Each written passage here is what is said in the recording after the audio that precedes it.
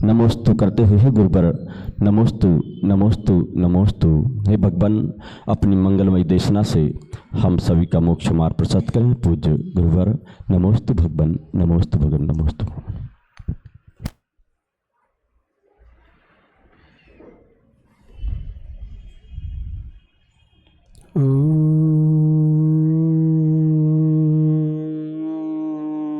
नमः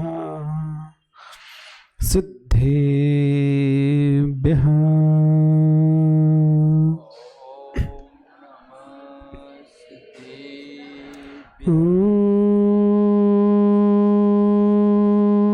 नमः सिद्धेभ्यः।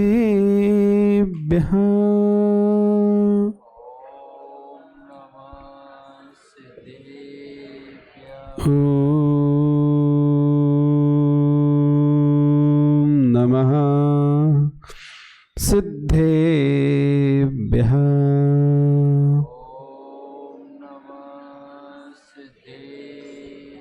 नमो अरिहन्ताणं, नमो सिद्धाणं, नमो आयर्याणं, नमो वज्रायाणं, नमो लोहे सव्यसाहुनं। गुरुभः पान्तु नो नित्यं, ज्ञानदर्शननायकः चारित्राणवगम्भीरा मोक्षमार्गोपदेशकः।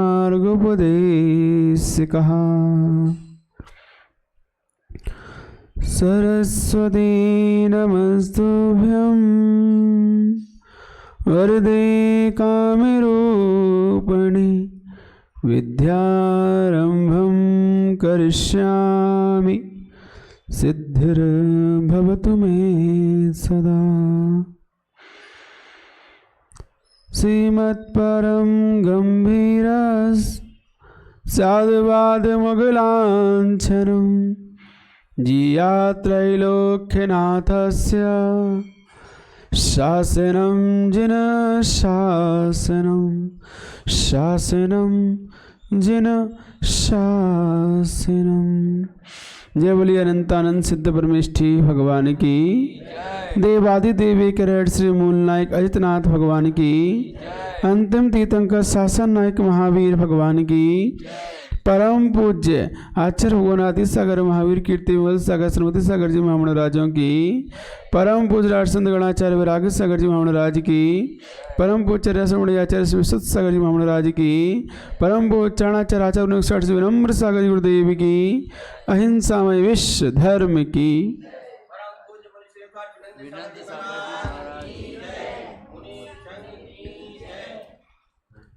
कल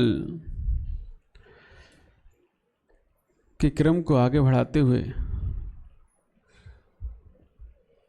कल हम समझ रहे थे कि सुपात दान की क्या महिमा है, उससे क्या क्या प्राप्त होता है। अभी तक तो हमने सिर्फ यही जाना था कि दान देने से भोग भूमि मिलती है, भोग मिलते हैं बहुत सारे, बस यही जाना था। लेकिन अब हम समझ रहे हैं कि सुपात दान देने से और क्या क्या मिलता है, क्या क्या इसका फल है, क्या इसकी महिमा है, वो हम विगत 2-3 दिन से समझ रहे हैं। उसी को आगे बढ़ाते हुए उसी गाथा पर पुनः चर्चा करते हैं, जो गाथा अपनी चल रही है। सुकुल स्वरूप सुलक्षण सुमयी सुशिक्षा सुशील सुगुण सुचरितम, शैलम सुहानुभवनम एवं जानय सुपत्यदान फलम। तो यहाँ पर जो आचार्य भगवान कुंद कुंद स्वामी रेण सार ग्रंथ के माध्यम से गाथा नंबर 21 में ये बात कह रहे हैं कि जितना भी सब कुछ संसार में जो आज हमारे पास श्रेष्ठ से श्रेष्ठ, उत्तम से उत्तम जो कुछ भी दिखाई दे रहा है, सब सुपात दान का फल समझना चाहिए। उसमें से हमने जाना कि सुकुल उत्तम कुल, स्वरूप उत्तम रूप, सुगुण हो सुलक्षण उत्तम लक्षण और सुमयी उत्तम बुद्धि। कल हमने यहाँ तक समझा था कि उत्तम बुद्धि भी आहार दान से कैसे प्राप्त हो जाती है। सुमयी, सुमति कहते नहीं है, मति अर्थात आपकी मति सारे आपकी जीवनचर्या को निर्धारण करती है। जैसी मति होती व्यक्ति की, उसी के अनुसार उसके कार्य हुआ करते हैं। मति, सुमति, सुमति का अर्थ होता है निर्दोष, समीचीन, जो इसमें कोई भी किसी प्रकार के दोष ना हो, निर्दोष बुद्धि जिसकी होती है। समीचीन मतलब सही, विशिष्ट बुद्धि का होना, श्रेष्ठ बुद्धिमान व्यक्ति, ऐसी बुद्धि जिनकी होती है सुमति के धारक कहे जाते हैं। एक बार राजा श्रेणिक जब उनको राजकुमार अवस्था में थे तो उनको उनके पिताजी ने राज्य से बाहर निकाल दिया था, जाओ। और वो राज्य से बाहर जब उनको निकाल दिया था तो वो दूसरे गांव में जा रहे थे, तो जिस गांव में वो शरण लेने पहुंचे उस गांव के लोगों ने उनको शरण नहीं दी, रुकने नहीं दिया, उनके साथ अच्छा व्यवहार नहीं किया। तो वो राजकुमार अवस्था में थे तो उस समय तो बाहर निकाल दिए गए थे, तो कोई राजकुमार उनको जानता ही नहीं, समझ ही नहीं रहा था राजकुमार हैं उसी राज्य के।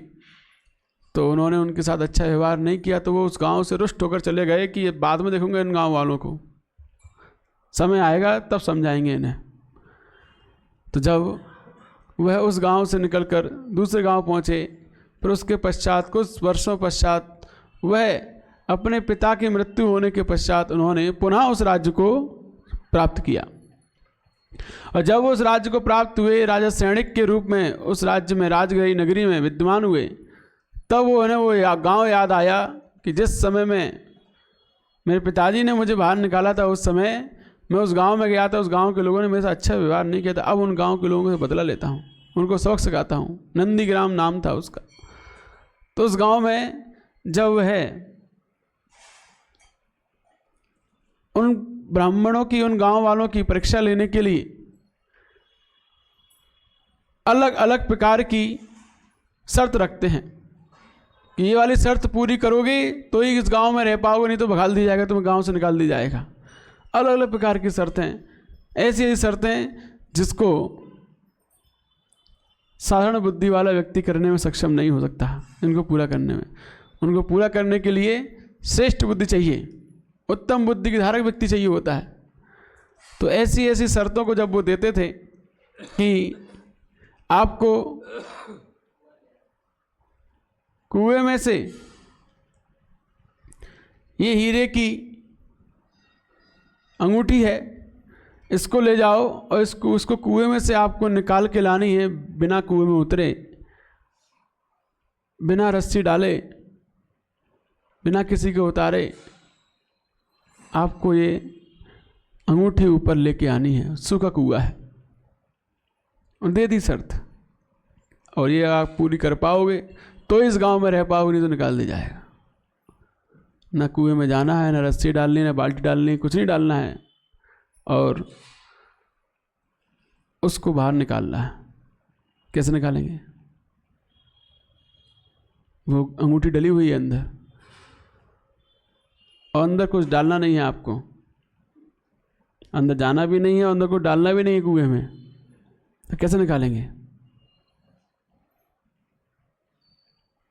तो इसके लिए सुमति चाहिए होती है, श्रेष्ठ मति, सुबुद्धि। हर किसी को प्राप्त नहीं होती ऐसी बुद्धि। तो गांव वाले सब अचंभे में, क्या करें, राजा ने ऐसी शर्त दी है कि कुछ भी जाना नहीं चाहिए कुएं में, कुछ भी डालना नहीं है, खुद भी जाना नहीं है, और अंगूठी निकालना है। कैसे निकालेंगे? हमारे तो समझ में ही नहीं आ रहा है, कैसे करें? और नई शर्त पूरी होती है तो गांव से बाहर जाना पड़ेगा, गांव छोड़ना पड़ेगा, क्या करें? अब वह परेशान सबके सब गांव वाले। तब उस समय उस गांव में उन्हीं राजा के पुत्र, राजा सैनिक के पुत्र अभय कुमार, जो उनसे अभी मिले ही नहीं थे राजा सैनिक से, राजा सैनिक को उन्हें अभी तक देखा ही नहीं था, क्योंकि दूसरे गांव में उनका जन्म हुआ था, क्योंकि वो राज्य से बाहर थे, और राज्य से बाहर थे तो वहीं उनकी विवाह हो गया था एक सेठ की पुत्री से। तो वो सेठ की पुत्री अपने पिता के साथ ही रहती थी, तो वहीं उनके पुत्र का जन्म हुआ, तो वो पुत्र वहीं रहता था। जब उनके पुत्र को पता चला कि मेरे पिता अब राजा बन चुके हैं, तो वो उस राज्य की ओर जा रहा था। बीच में वो गांव मिला था, तो उस गांव में जब वो मिला तो गांव के लोगों को बहुत परेशान देखा। उसने, क्या बात है भैया, यहाँ इस गांव के लोग बहुत परेशान हैं, क्या परेशानी है? कुछ नहीं, क्या बताएं, राजा ने एक शर्त रखी है कि इस कुएं में जो अंगूठी डली है, इसको बिना कुएं में उतरे और बिना आदि वस्तुओं को डाले कुछ भी बाहर निकालनी है। कैसे निकालें समझ नहीं आ रहा है, नहीं निकालते तो गांव से बाहर जाना पड़ेगा, गांव छोड़ना पड़ेगा। बहुत परेशान है हम लोग, हमारी यहाँ आमदनी है, इतने दिन से यहाँ पर हमारा पूरा व्यापार जमा हुआ है, सब छोड़कर जाएंगे, कैसे क्या करेंगे, गुजर बसर क्या होगी, समझ नहीं आ रहा है, बहुत परेशान है सबके सब। तो वो कहता है कोई बात नहीं है। वो कि अभय कुमार राजा सैनिक से भी अधिक श्रेष्ठ बुद्धि वाला था। राजा सैनिक की जहाँ बुद्धि समाप्त हो जाती थी, वहाँ अभय कुमार की बुद्धि चालू होती थी। इतना तीव्र बुद्धि वाला वो था, तद्भव मोक्षगामी था, उसी भव से मोक्ष जाना था, इसीलिए श्रेष्ठ बुद्धि धारक था। तो उसने कहा काम करो, आप लोगों को सूझ पड़ रहा है कि कैसे निकालेंगे? है आपके पास इतनी बुद्धि कि उस कुएं में जाना भी नहीं है, कुछ डालना भी नहीं कुएं में, और उसको बाहर निकालना है? कैसे निकालेंगे? क्या सुरंग लगाएंगे?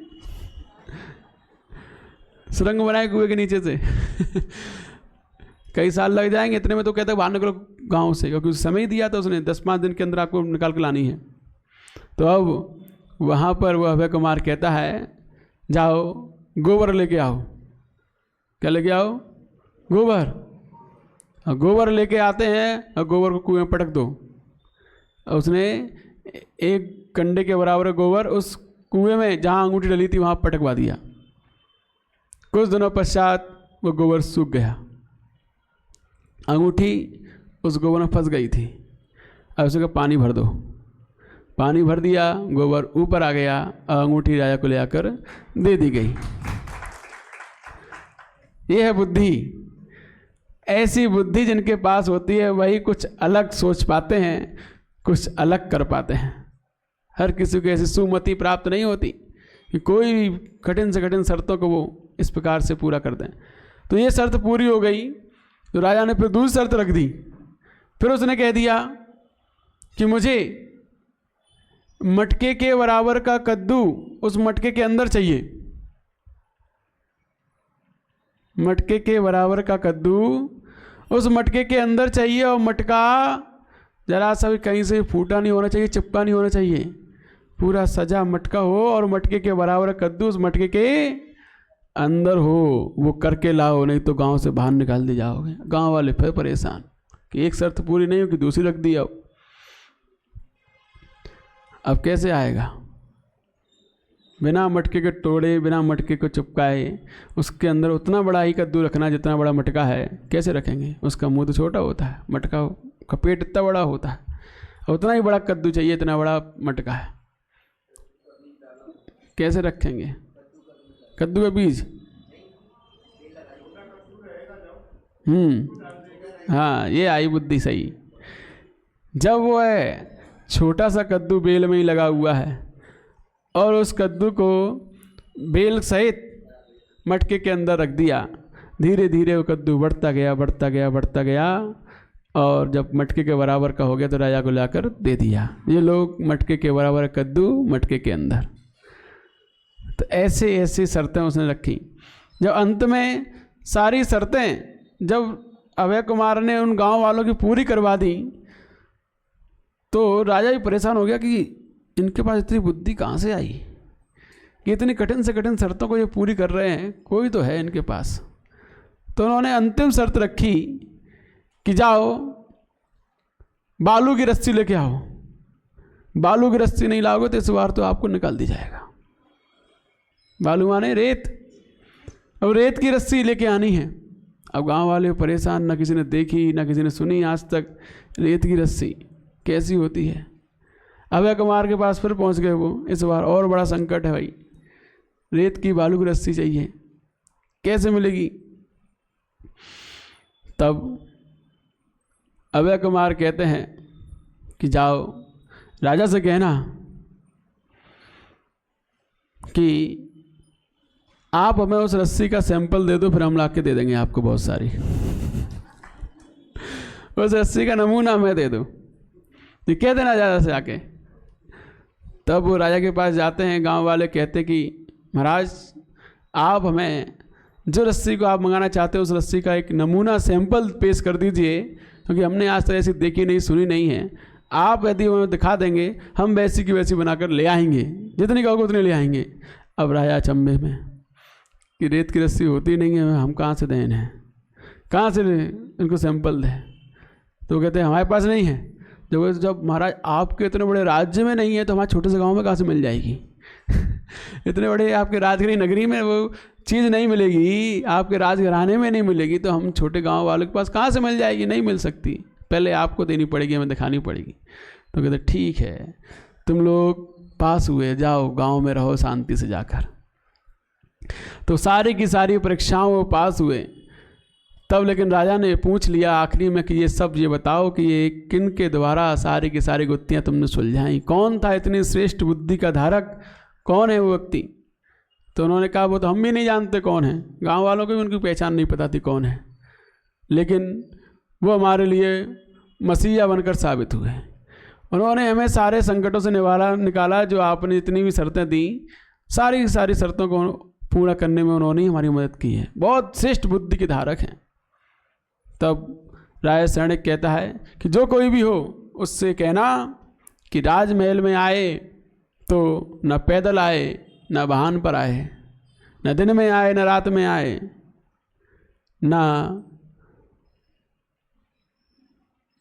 इसी प्रकार से न पैदल आए न वाहन पर आए, और न दिन में आए न रात में आए, न मार्ग पर चल के आए न कुमार्ग पर चल के आए। मार्ग माने रास्ता, न रास्ते पर चल के आए न कुमार्ग पर, जो रास्ता नहीं है साइड का होता है, न उस पर चल कर आए, और यहाँ राजभवन तक आना है। क्या देना उससे। अब कैसे जाएंगे, उड़ के तो जाएंगे नहीं।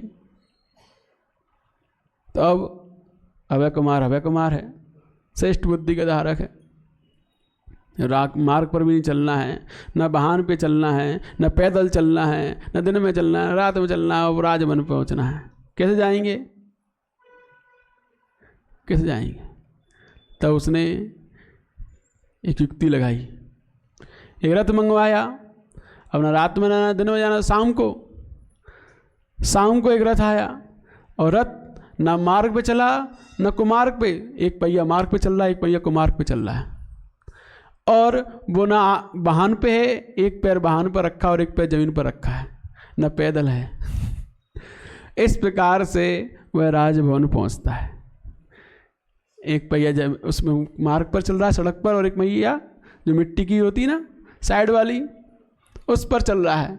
एक पैर वाहन पे रखा है, एक पैर नीचे रखा है जमीन पे, और इस प्रकार से वह राजभवन पहुंचता है राजा की पूरी शर्तों को पूरा करते हुए। तब राजा समझता है कि ये बहुत प्रखर बुद्धि का धारक है, श्रेष्ठ मति वाला है, कौन है। तब पता चलता है ये मेरा ही पुत्र अभय कुमार है। तो कहने का मतलब वो समझ गया था राजा कि ये कोई छोटा मोटा गांव का व्यक्ति नहीं है, ये कोई विशेष व्यक्ति है, ऐसा ही नहीं है जो इतनी कठिन से कठिन शर्तों को पूरा करने की योग्यता रखता है। तो श्रेष्ठ बुद्धि, सुमति, ऐसी उत्तम बुद्धि किससे मिलती है।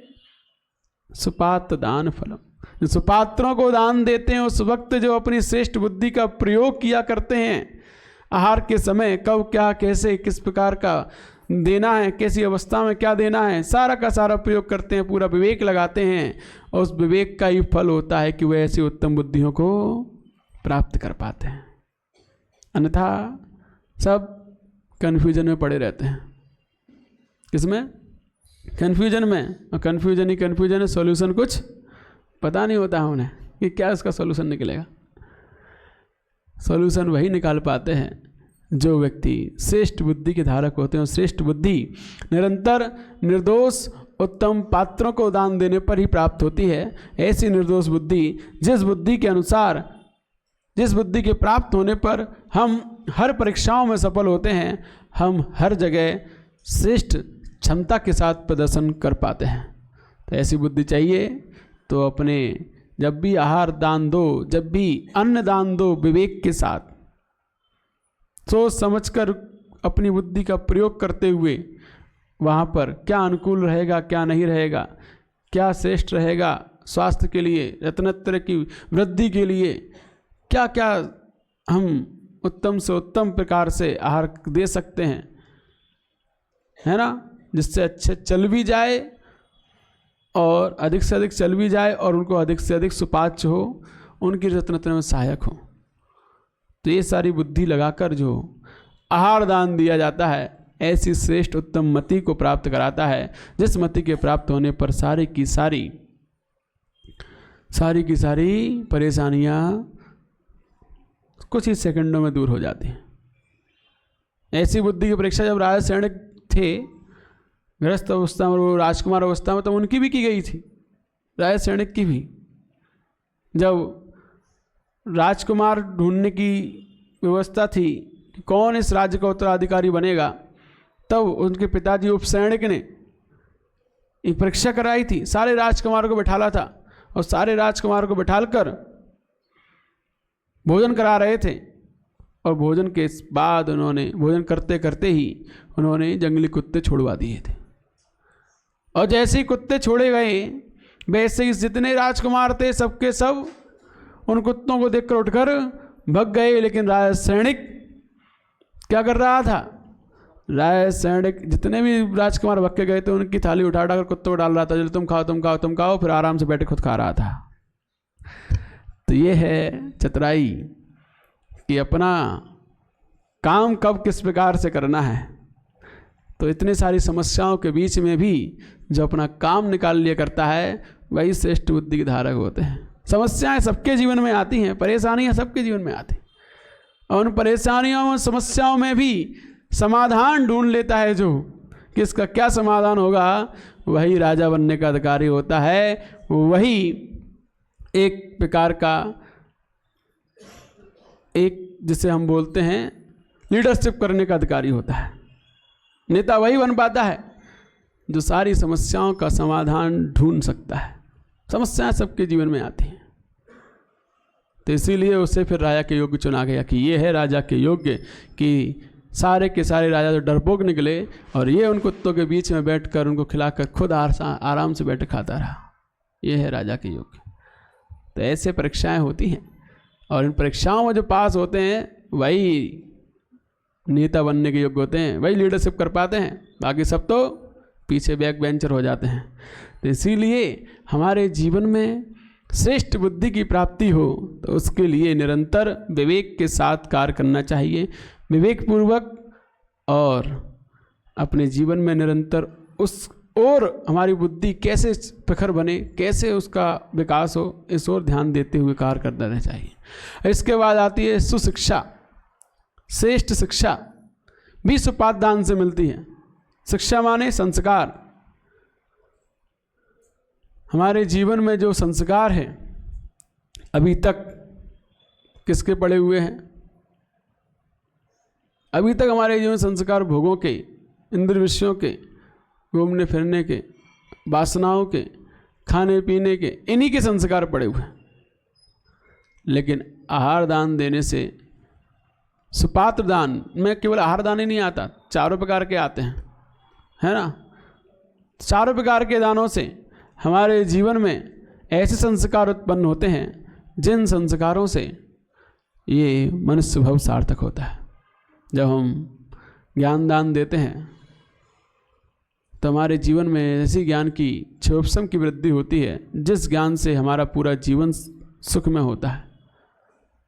इस संसार में सही मायने में यदि सुख का कोई कारण है तो वो ज्ञान है।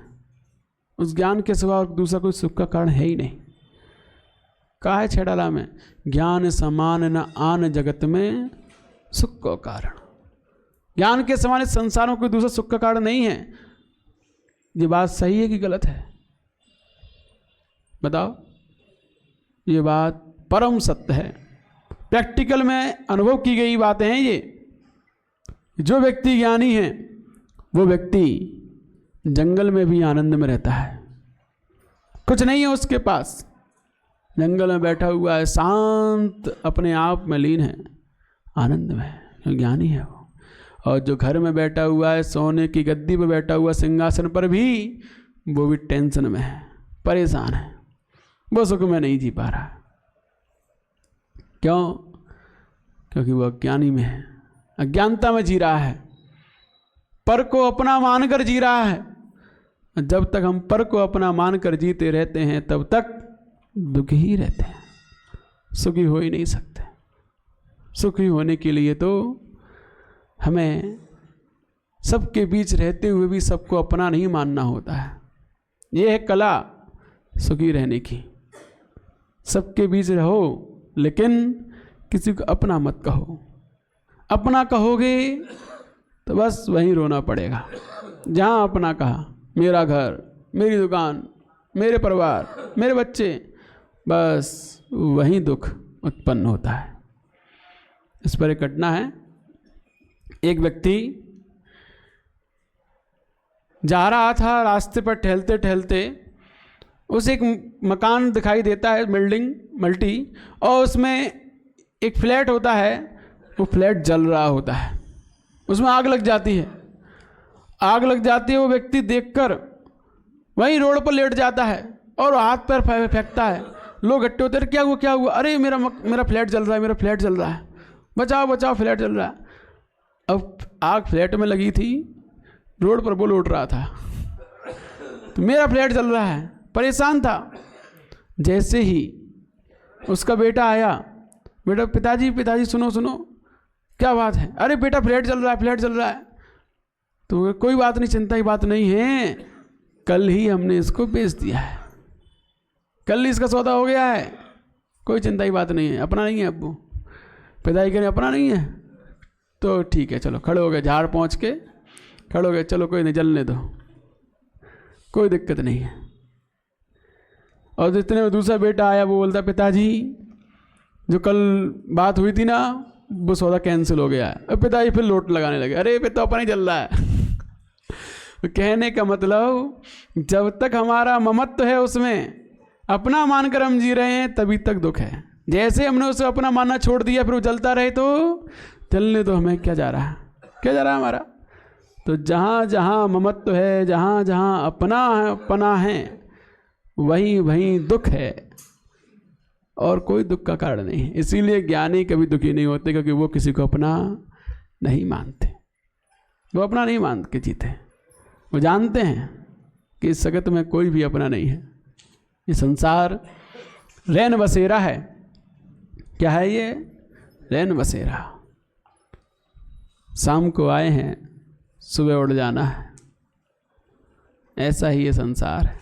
दिग्देश विखायित सम बसंती नगे नगे सकार वसाद्यांति देशे दुक्षुप प्रगे प्रगे।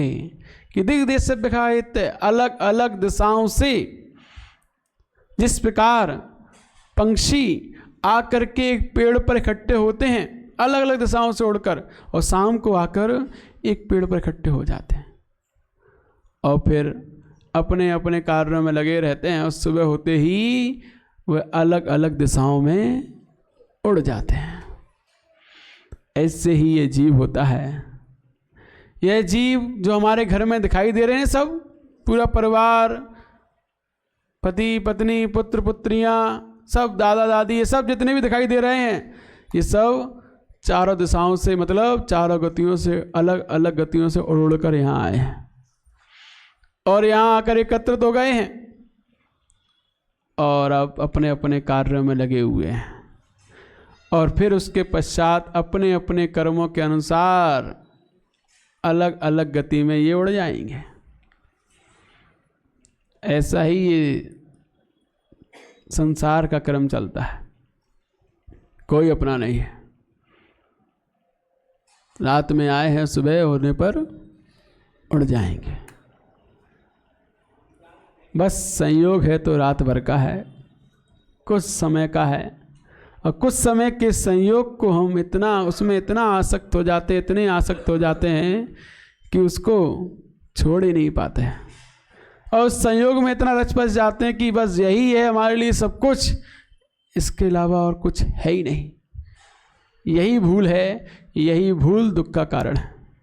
सबसे बड़ी भूल यही दुख का कारण बनती है कि हम इस रैन बसेरी दुनिया को, किराए के मकान को अपना मानकर जीते हैं। तो हमें ये समझना चाहिए ज्ञानी क्यों सुखी रहता है। ज्ञानी इसलिए सुखी रहता है क्योंकि वो किसी को अपना स्वीकार नहीं करता। ऐसे संस्कार जिनके अंदर होते हैं, ज्ञान के संस्कार, सुशिक्षा, वही अपने जीवन का उद्धार कर पाते हैं। तो ज्ञानी नहीं रोते, अज्ञानी रोया करते हैं। सोचो, विचार करो, जब किसी की मृत्यु हो जाती है तब कितने दिन तक रोते हैं बताओ? कितने दिन तक? 12 दिन तो कम से कम मातम मनाते हैं, 13वें दिन 13 ही करते हैं। 3 दिन तक, अब 3 दिन हो गया है तो 3 दिन रोते हैं। जबकि आगम में कहा गया है, एकम दौ त्रीन वानाहार, कहा कि 1 2 3 समय तक ये जीव, ये आत्मा अनाहरक रहती है। अनाहरक का मतलब बिना शरीर के रहती है। 3 समय पश्चात ये कोई ना कोई शरीर जाकर धारण कर ही लेती है। और 1 सेकंड में असंख्यात समय होते हैं। कितने? असंख्यात, अनकाउंटेबल। बात कर रही है यहाँ पर मात्र 3 समय की, जो काउंट कर सकते हैं आराम से। तो ऐसे 3 समय में, ये 3 समय तो उनके लिए हैं जो तरस नाली से बाहर जाकर जन्म लेंगे। बाकी के लोगों के लिए तो 2 समय, 1 समय ही काफ़ी है। इतने समय में तो वह अन्य दूसरी जगह जाकर कोई ना कोई शरीर पर्याय धारण कर ही लेती है वो आत्मा, और उसके लिए हम इतने दिनों तक रोते रहते हैं। वो वहाँ पर जाकर जन्म ले चुकी होगी, अपने कर्मों के अनुसार मस्त हो गई अपने कार्यों में, और उसके लिए हम यहाँ रो रहे हैं, दुखी हो रहे हैं। अब वो हमें याद भी नहीं कर रहे हैं जो चले गए, और उनको हम याद कर करके रो रहे हैं। यही तो अज्ञानता है। अज्ञानी जीव कहता है कि वो तो वहाँ पे जाकर खेल कूद रहा होगा, जहाँ भी पहुँच गया होगा, मस्त होगा, अपने कार्यों में लगा होगा, और उसके लिए हम कर्म बंद कर रहे हैं रो रो के। तो ज्ञानी नहीं रोता है, ज्ञानी व्यक्ति नहीं रोते। कौन रोते हैं?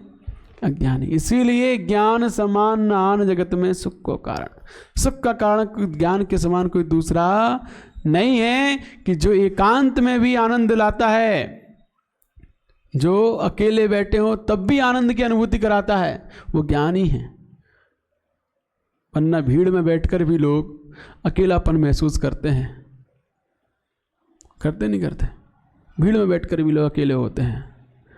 क्यों होते हैं? आजकल अकेला होने का सबसे बड़ा कारण रह गया है, सबसे बड़ा कारण है तो वो अविश्वासपना है, भरोसा नहीं होना है। ये अकेलेपन का सबसे बड़ा कारण है कि आजकल एक दूसरे पर हमको भरोसा कम है, बचा ही नहीं है।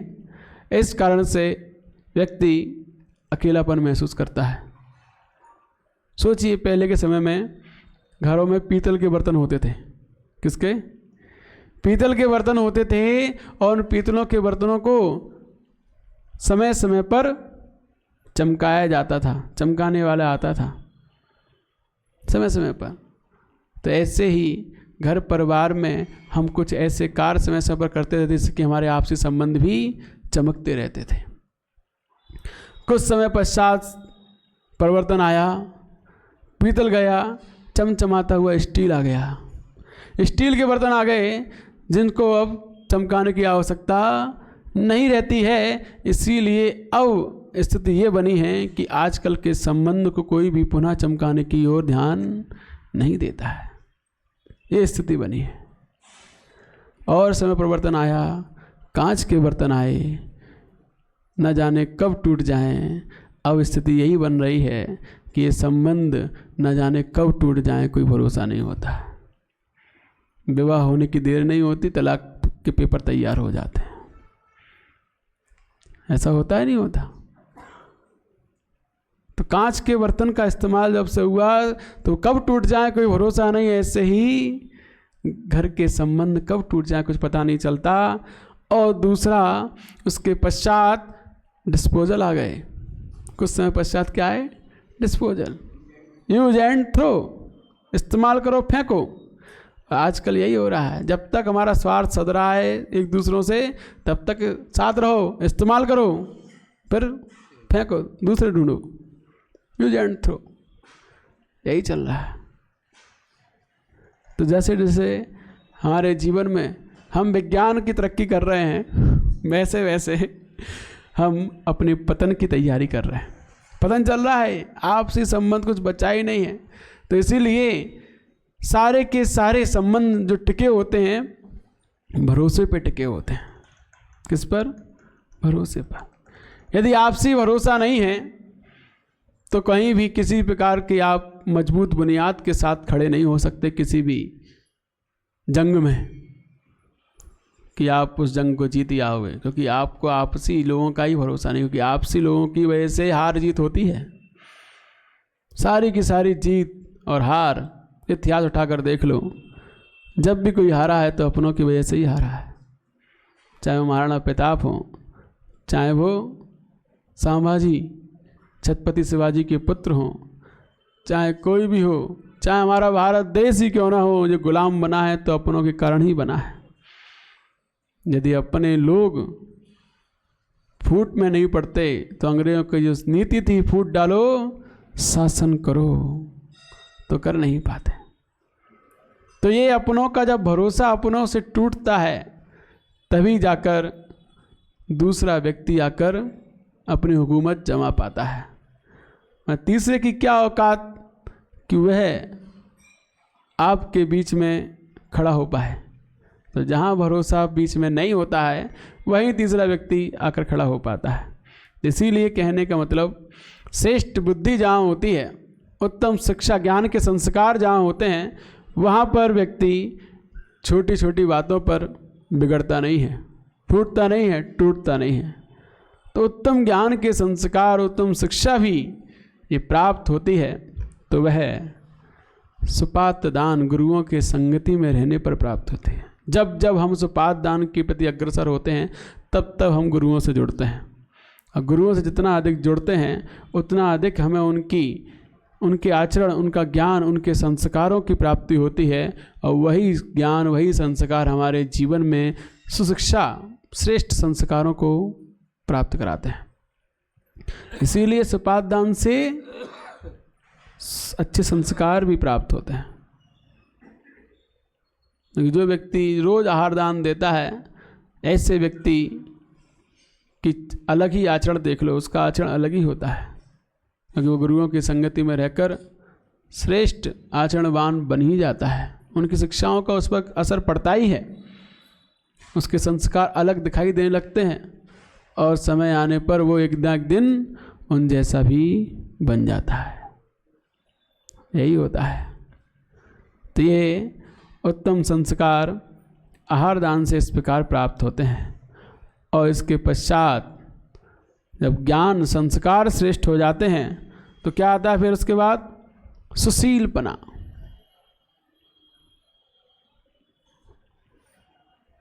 सब कुछ होना श्रेष्ठ है। बताया था ना हमने उस दिन कि व्यक्ति कितना भी श्रेष्ठ काबिलियत रखता हो, कितनी भी श्रेष्ठ हो, हुनरबाज हो, कितने भी हुनर उसके अंदर हो, कितना भी पैसे वाला हो, सब कुछ हो उसके अंदर, मेहनती हो, काबिलियत रखता हो, हुनर हो, सब कुछ हो, लेकिन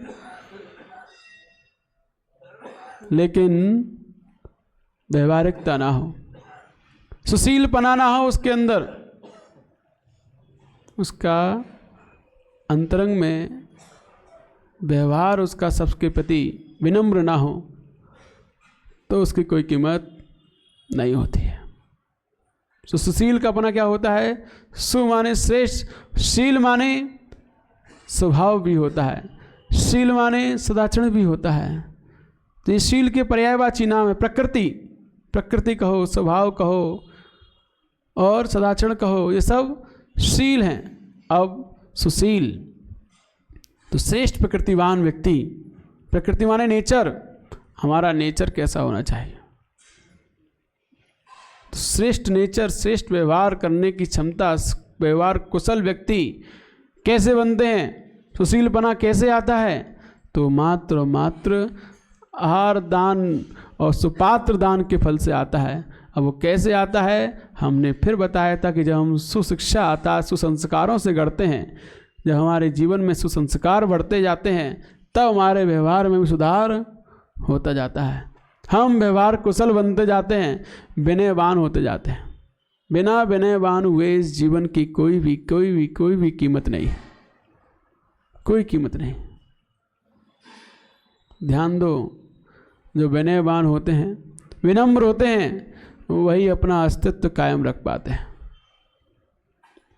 और जो अकड़ू होते हैं, अहंकारी होते हैं, उखाड़ कर फेंक दिए जाते हैं। देखा है आपने? समझ में आ रहा है ये बात? जो विनयवान होते हैं, विनम्र होते हैं, वही अपना अस्तित्व को कायम रख पाते हैं, शिखर पर मौजूद बने रहते हैं, डटे रहते हैं। और जो अकड़ू अहंकारी होते हैं, उनको उखाड़ कर फेंक दिया जाता है, उनका अस्तित्व नहीं बचता है। इसीलिए हमें हमारे जीवन में विनम्र होना बहुत आवश्यक है। जिस प्रकार से पंडित जी, जब तूफान आता है ना, तूफान, और उस तूफान में जो बांस के पेड़ होते हैं, अकड़ के हमारे खड़े रहते हैं, वो जब तूफान शांत होता है, एक कोने में बिखरे हुए दिखाई देते हैं। और उसी तूफान में वो घास होती है जो उसके आने पर झुक जाती है, तो तूफान के शांत हो जाने के बाद वो लहराती हुई दिखाई देती है।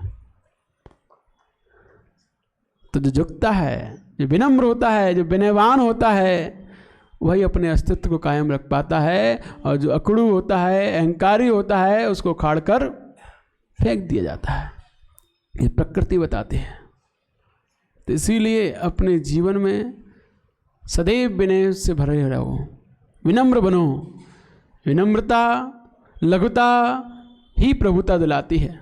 जितने लघु होगे उतने ही आप लोगों के यहाँ पर विराजमान रहोगे, और जितने अकड़ोगे उतने ही यहाँ से उतरते जाओगे, नज़रों से गिरते जाओगे। तो हमारा व्यवहार ही हमें ऊपर ले जाता है और हमारा व्यवहार ही हमें नीचे गिराता है। सब कुछ हम पर ही निर्भर है, दूसरों पर नहीं। दूसरे तो मात्र निमित्त हैं, उपादान मेरा है। हमारा उपादान उत्तम है, श्रेष्ठ है, तो दुनिया हमारी है। हमारा उपादान यदि अहंकार पना का है, तो दुनिया हमसे बहुत दूर है, क्योंकि इस दुनिया में अहंकारियों की कमी नहीं है। वो कहता है तुम शेर तो हम सवा शेर, तुम इतना दिखाओगे तो हम इतना दिखाएंगे, तुम एक तो हम चार। कमी नहीं है इस दुनिया में अहंकारियों की, अकड़ुओं की, लेकिन उनके अहंकार को, उनकी अकड़ को जीता जा सकता है तो मात्र मात्र विनम्रता से, लघुता से। अच्छों को हम अपना बना सकते हैं। बड़े से बड़े अहंकारी भी उनके चरणों में झुक जाते हैं, सामने वाला जब उन्हें विनयवान दिखाई देता है। ये तो प्रैक्टिकल किया हुआ है, पिछली साल ही किया हुआ था, वो भी आष्टा में, कि हमने अपनी विनय से, अपनी लघुता से, वहाँ दूसरे संघ का चतुर्मास हो रहा था, सबको अपना बना लिया। यदि हम नहीं झुकते, हम नहीं लघु होते, तो दूसरे संघ के चतुर्मास में फिर क्या होता? आपसी मतभेद होते। लेकिन नहीं, हमने कही विनम्रता, लघुता वो लक्षण होता है जिससे कि हर कोई अपना हो जाता है, और 4 महीने कब निकल गए कि हंसते खेलते पता ही नहीं चला। तो लघुता, विनम्रता हमारे जीवन में जब होती है, तब सब अपने हो जाते हैं। कोई भी किसी प्रकार का मतभेद नहीं रहता है। तो इसीलिए अपने जीवन में हम जितना ज़्यादा लघु बनते हैं, विनम्र बनते हैं, उतने ज़्यादा हम सुशील बनते हैं। क्या बनते हैं? सुशील। व्यक्ति सुशील कहा जाता है। वो कन्या सुशील कही जाती है जो विनयवान होती है। कहते हैं बहुत सुशील कन्या है, गाय जैसी कन्या है, कभी भी नहीं परेशान करती, तो वो सुशील कन्या कही जाती है। जो विनय से भरी होती है, लघु होती है, विनम्र होती है, घर परिवार वालों की बात को ध्यान देती है, मर्यादा में रहती है, मान सम्मान देती है बड़ों को, ऐसे सुशील व्यक्ति ही सबकी नज़रों में ऊपर रहते हैं। और सुशीलपना सुशील लोगों के साथ रहने पर ही आता है। तो गुरुओं के सानिध्य में जब हम रहते हैं तभी हमारे अंदर ये सुशीलपना आ पाता है, अन्यथा दुनिया तो सबको अहंकारी बनाने पर ही तुली है। तो इसीलिए हमें अपने जीवन में निरंतर सुपात दान में अग्रसर रहना चाहिए, जिससे हम उनकी संगति को निरंतर अधिक से अधिक प्राप्त कर पाएँ और अपनी प्रकृति को, अपने स्वभाव को सुशील बना पाएँ, तभी हमारे जीवन सार्थक होगा। तो इस प्रकार हमने समझा कि किस प्रकार से सुपात दान से सुशीलपना आता है, सुसंस्कार से शिक्षा मिलती है, सुमति श्रेष्ठ होती है, सुकुल सुत्तम रूप आदि आदि, और भी इसके आगे कल जानेंगे। अच्छे गुण, अच्छा चारित्र और जितना भी संसार में सब कुछ जो संपन्नता है वो मिली है। तो